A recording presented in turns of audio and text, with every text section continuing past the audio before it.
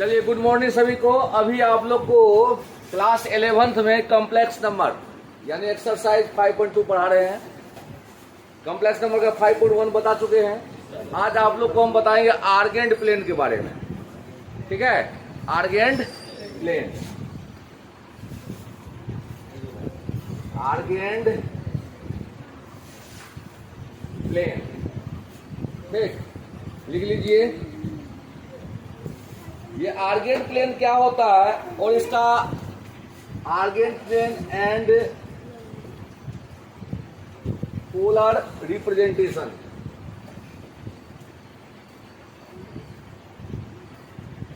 Polar representation वो समझ जाए। Argand plane and polar representation.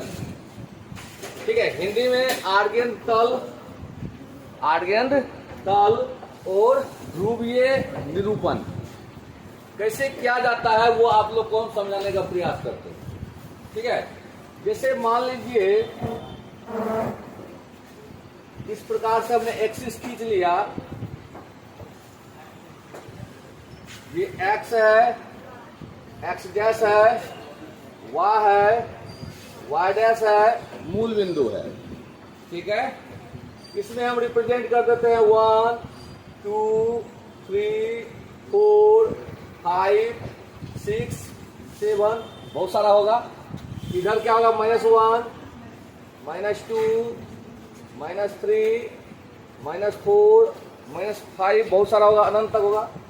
इधर ले लो 1 2 3 4 और सारा होगा। इधर माइनस होगा, -1 -2 -3 -4 और ढेर सारा होगा। मान लीजिए कोई कॉम्प्लेक्स नंबर आपको दिया हुआ है z = 2 + 3i। ओटाव से कहा जाता है इसको। z = क्या है, 3 + 2i, sorry 2 + 3i। z = 2 + 3i है। यहाँ x के स्थान पर देखिए क्या है, 2 है। y के स्थान पर क्या है, 3 है। ये तो एक कॉम्प्लेक्स नंबर है। यह क्या है, अब इसको, ये कॉम्प्लेक्स नंबर को जो निर्देशित करेंगे जिस तल पर, उस तल को हम लोग कहेंगे आर्गेंड प्लेन। आर्गेंड, जैसे ये तल हुआ ना, ये तल क्या कहलाएगा, आर्गेंड प्लेन कहलाएगा। जैसे x का पॉइंट क्या है, 2, y का क्या है, 3, 2 3 को जो कहा होगा x2 y3, ये पॉइंट हो गया। और इस पॉइंट को लिख दो 2 3 लिख दोगे। ये जो है कहलाएगा पोलर रिप्रेजेंटेशन। ये प्लेन कहलाएगा कौन, आर्गेंड प्लेन। और ये क्या कहलाएगा, पोलर रिप्रेजेंटेशन। समझ में नहीं आया बात। जैसे एक और एग्जांपल पे, z = मान लो -2 + 3i है। ये तो कॉम्प्लेक्स नंबर है। z = -2 + 3i क्या है, कॉम्प्लेक्स नंबर है। अब इसको जो है इस तल में जो हम निर्देशित करेंगे वो तल कहलाएगा आर्गेंड प्लेन। और बिंदु क्या कहलाएगा, पोलर रिप्रेजेंटेशन। समझ में आया बात। x कितना है, -2, और y कितना है, 3। x -2 और y कितना है, 3। ये है बात, समझ में आया कि नहीं आया बात, कोई परेशानी? तो इस प्रकार से बहुत सारे तुम शो कर सकते। जैसे z = है 5 + 2y, 5 + 2i है। अब इसको रिप्रेजेंटेशन करके बताइए क्या होगा। x है 5, y है 2, यहाँ है। किसी भी क्वाड्रेंट में हो सकता है, फर्स्ट सेकेंड थर्ड फोर्थ किसी में हो सकता है। ये प्लेन कहलाता है आर्गेंड प्लेन और ये कहलाता है पोलर रिप्रेजेंटेशन। क्लियर, समझ में आया बात? लिखना चाहोगे तो लिख लो।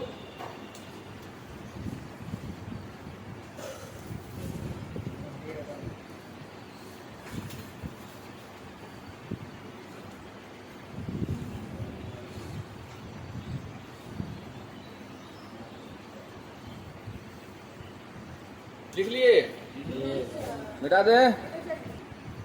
चलिए, कॉम्प्लेक्स नंबर का अब मॉडुलस निकालने को बताते हैं। मॉडुलस, मापांक। जैसे समझिए कॉम्प्लेक्स नंबर का मॉडुलस कैसे ज्ञात करते हैं। ये x है, x डैश है, y है, y डैश है, ओरिजिन है।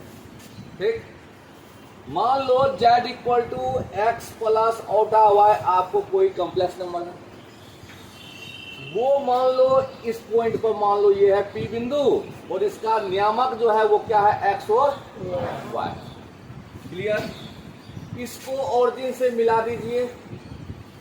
ये OP जो देख रहे हैं यही कहलाता है मॉडुलस। OP क्या कहलाएगा? मॉडुलस। यानी ओरिजिन से उस पॉइंट की दूरी, ओरिजिन से उस पॉइंट की दूरी क्या कहलाएगा? मॉडुलस कहलाएगा। तो दूरी सूत्र आप लोग 10th क्लास में पढ़े होंगे। क्या रूल था? x2 घटा x1 का होल स्क्वायर प्लस y2 घटा y1 का होल स्क्वायर का ओवर रूट। बताइए x में से 0 गया x, उसका स्क्वायर, y में से 0 गया y का स्क्वायर, यानी ये हो गया जो root under x square plus y square, ये आपको क्या कहलाएगा? मॉडुलस कहलाएगा, मापांक कहलाएगा। और इसको डिनोट करते जैसे z है ना, इसका मॉडुलस हुआ मोड z। क्या हो गया? Mode z। मोड z हो गया root under x square plus, कहीं कोई ट्रबल? तो अब हम लोग को इतना टेंशन लेके नहीं करना, इतना टेंशन लेकर के नहीं बनाना है, आप डायरेक्ट बनाना है। जैसे z इक्वल टू -3 प्लस 4 ओटा है, तब इसका अगर मॉडुलस निकालना है तो आप फॉर्मूला जान गए कि x का स्क्वायर प्लस y का स्क्वायर का ओवर रूट। यहाँ पर x देख लीजिए कितनी है? -3, तो -3 का स्क्वायर क्या आ गया? 9, 4 का स्क्वायर क्या आ जाएगा? 16, 16 9 25, 25 का वर्गमूल। समझ में आया बात? तो मॉडुलस निकालने सीख गए, कहीं कोई ट्रबल? कोई भी कॉम्प्लेक्स नंबर दिया रहेगा, मान लो z इक्वल टू है 1 प्लस i, ओटा कहते हैं इसको, 1 प्लस ओटा। अब इसको जो है मापांक निकालेंगे मॉडुलस, तो कैसे निकलेगा बोलो? Mod z equal to over root 1 का स्क्वायर प्लस ओटा का गुणांक क्या है? 1 का स्क्वायर। बोलो क्या होगा? √2। समझ में आया बात? अगर मान लीजिए z इक्वल टू 1 माइनस ओटा है, इसका मॉडुलस क्या होगा? तो mod z equal to over root 1 का स्क्वायर अब -1 का स्क्वायर, दैट इज 1 ही होगा। और इस प्रकार से होगा तो -1 का स्क्वायर, तो बोलो 1 और 1 दैट इज √2। क्लियर हुआ कहानी? कोई ट्रबल? तो आप लोग मॉडुलस सीख गए, लिखने का मन करता है ना? लिख लीजिए, मन तो करवे करेगा, लिख लीजिए। चलिए शुरुआत करते हैं। आप लोग को मॉडुलस बता दिए, आर्गेंट प्लेन समझ गया, पोलर रिप्रेजेंटेशन समझ गया, पुत्र ध्यान से समझिए। अब आप लोग को हम समझाते हैं आर्गुमेंट यानी कोणांक। ठीक है, कोणांक को हम आयाम भी कहते हैं। क्या कहते हैं? आयाम, आयाम। ठीक है, आम के बारे में सोचो, आयाम, एम्पलीट्यूड। ठीक है, अब देखो ध्यान से समझने का प्रयास करने की कोशिश कीजिएगा। This is x, x dash, y dash, मुख्य बिंदु यहां है। मान लेते हैं कोई कॉम्प्लेक्स नंबर है z equal to 1 plus iota. क्या रे पोता, समझ में आया? z इक्वल टू 1 प्लस ओटा।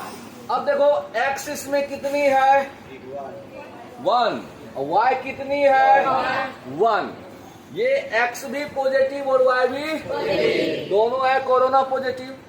किस क्वाड्रेंट में चलेंगे जल्दी बोलो? First quadrant. मान लेते हैं ये पॉइंट जो है P, ये है 1 1। कोई दिक्कत? इससे इसको मिला देते हैं, कोई परेशानी?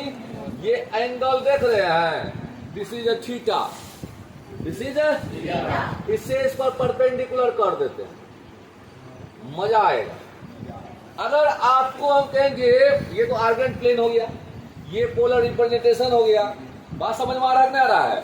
अगर आपको हम कहेंगे रे ओपी का मोड क्या होगा, तो तुम कहोगे सर जी एक्स का जो है उसका स्क्वायर कर दीजिए, और वाई जो है उसका स्क्वायर कर दीजिए, और रूट चढ़ा दीजिए, बन गया ये √2। यानी इस का मॉडुलस मापांक क्या निकल गया? √2। कोई कष्ट? मॉडुलस निकालने सीख गई। अब मैटर है आर्गुमेंट यानी कोणांक या आयाम कैसे निकालते हैं। आयाम मतलब उतना टेंशन लेने की जरूरत नहीं है, एंगल। आयाम मतलब मथा बढ़ेगा, आयाम मतलब इंगित, कोई परेशानी। लेकिन ये जो है मुख्य आयाम अगर निकालेंगे तो इसका मान -180 से लेकर 180 तक होना चाहिए। -180 से बड़ा होना चाहिए,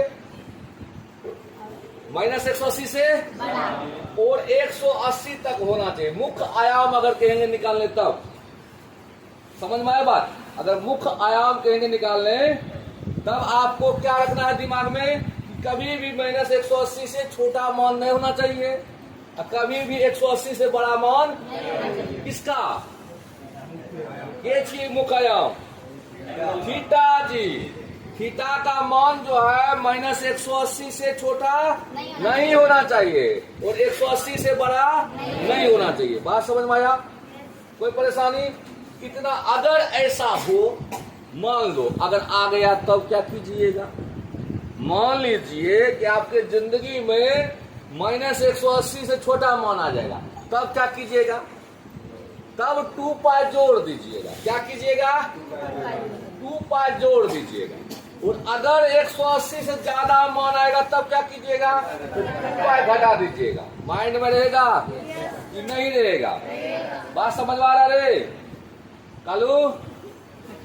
कोई परेशानी नहीं? समझे?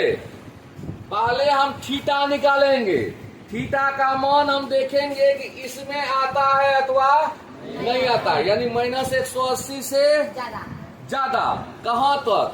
180 तक। अगर इस रेंज में आता है तब तो कोणांक पास कर देगा, अगर नहीं आता है तो यही लगा देंगे कहानी, -180 से कम आएगा तो 2 पाई जोड़ देना, अगर 180 से ज्यादा आएगा तो 2 पाई घटा देना। क्लियर?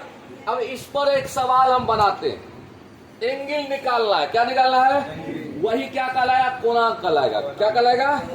Very talented student. अब देखिए ये 1 के बारे में कॉन्सेप्ट आपको है, ये x है और ये यानी ये 1 होगा, ये 1 होगा। होगा कि नहीं होगा?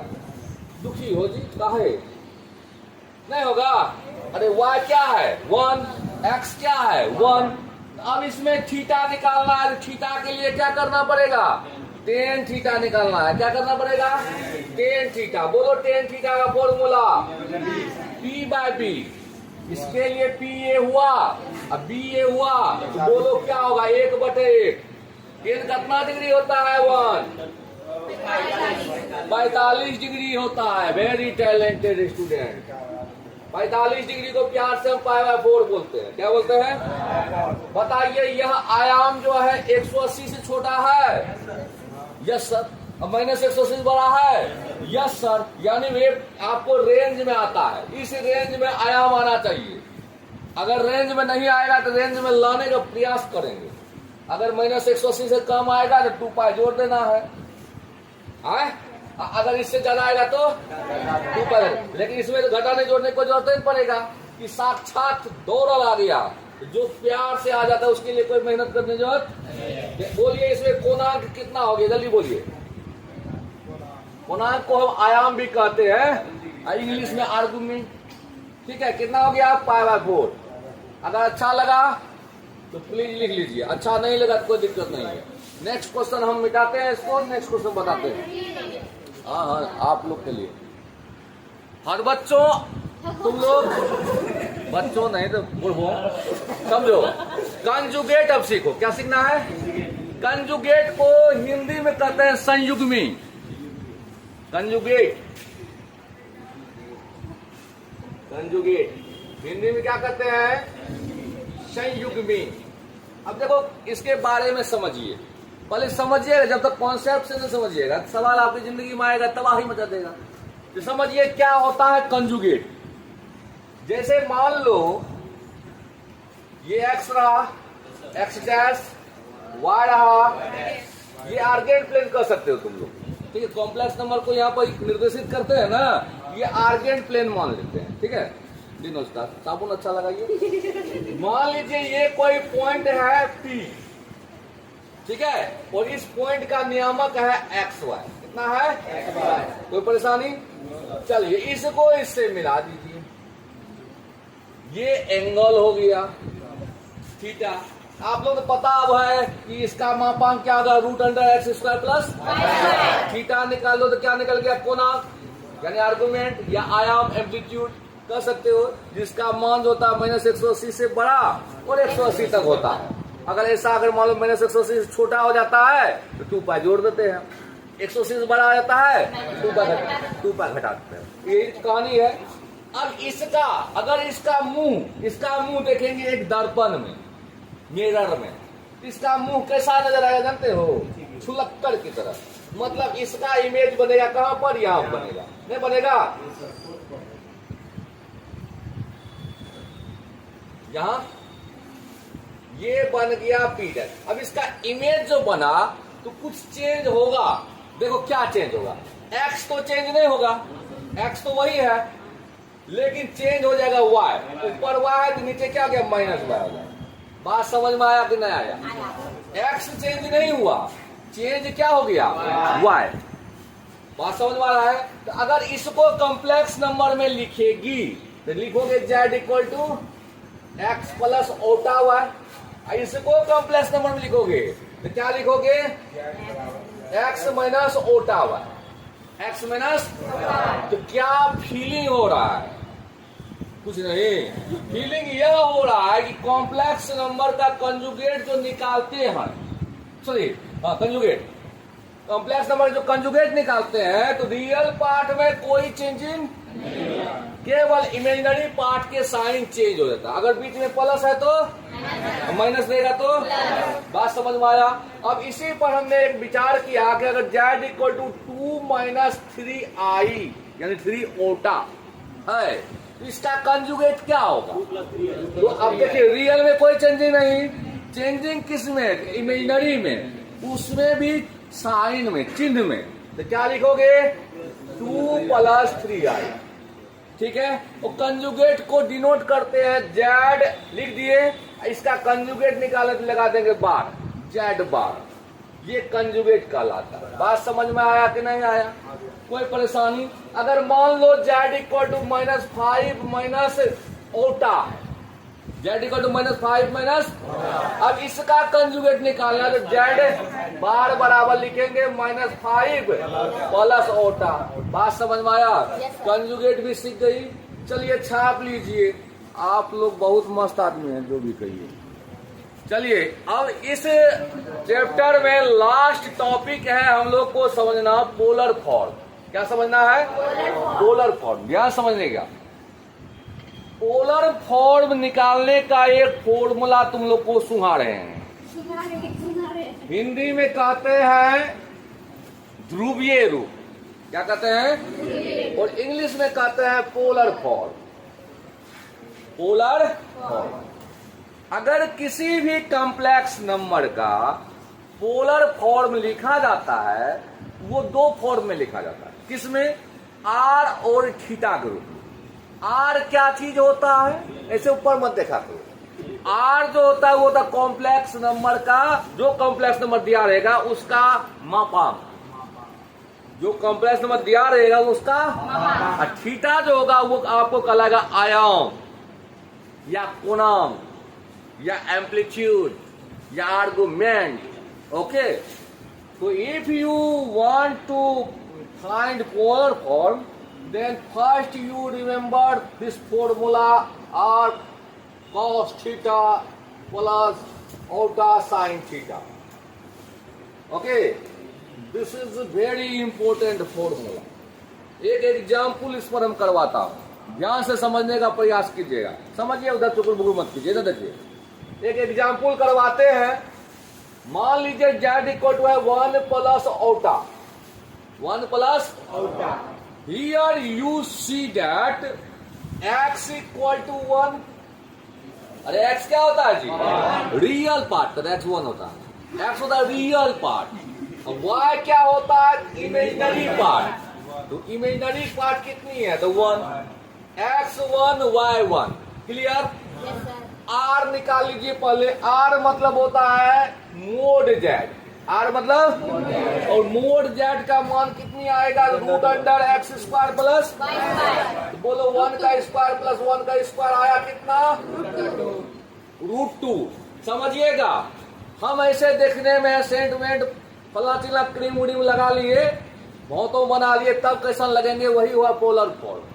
एक्स प्लस आई वाई फॉर्म अगर रहेगा ना बेटा, एक्स प्लस आई वाई फॉर्म, वो कहलाता है कार्टिजन फॉर्म। क्या कहलाता है, कार्टिजन फॉर्म, और हिंदी में कहते हैं कार्तीय रूप। और अगर आर और थीटा के फॉर्म में रहेगा, वो कहलाएगा पोलर फॉर्म। आर और थीटा फॉर्म, आर को पहचानते हो, तो आर हो गया कोई भी आपको कॉम्प्लेक्स नंबर दिया रहेगा, उसका मापांक आर कहलाएगा, और थीटा कोणांक कहलाएगा। थीटा क्या कहलाएगा, अब कोणांक निकालने के लिए हम लोग टेन थीटा का यूज करते थे कि नहीं करते थे, बताइए। तो टेन थीटा बराबर फॉर्मूला बोलिए तो मोड में लिख दीजिए y बाय एक्स। क्या लिखिएगा, y बाय एक्स मोड में लिख दीजिए। y का वैल्यू बोलिए बच्चों, 1/1 दैट इज 1, टेन थीटा आ गया आपको 1, सो थीटा इक्वल टू हो गया π/4। बोलिए, ये आपको इस रेंज में आता है कि नहीं आता, बताइए। इस रेंज में आता है, -180 से ज्यादा और 180 से कम है कि नहीं है, ये आपको थीटा हो गया। आर भी निकल गया, आर मतलब समझती हो ना जी, आर मतलब जो कॉम्प्लेक्स नंबर दिया रहेगा उसका मापांक। क्लियर, तो आपको आर भी पता है, थीटा भी पता है, इसलिए पोलर फॉर्म क्या होगा, पोलर फॉर्म बोलो, आर के स्थान पर बैठाओ √2 cos π/4 प्लस औटा sin π/4। ये आपका आंसर हो गया। अगर आपको हम पर बिलीव नहीं है, अगर तुमको हम पर विश्वास नहीं है, इसको तोड़ो, आंसर ये आ जाएगा। इसको तोड़ने पर आंसर 1 + i आ जाएगा। नहीं होता विश्वास, है देख लो, तोड़ देते हैं।